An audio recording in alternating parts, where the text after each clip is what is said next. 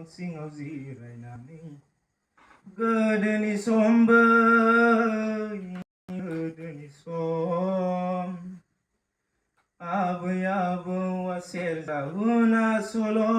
खिथानाय बै सम गोमाबायना थानायमोनब्ला गोजोनै सानैजों जिरायना खोनासंगौमोन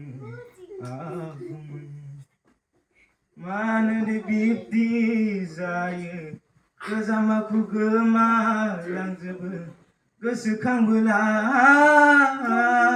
गोजांस्रिउफिनलायो गारबोनाय बै गोजां बुब्लि आबै आबौआ सेरजा हुना सल' खिथानाय बै सम गोमाबायना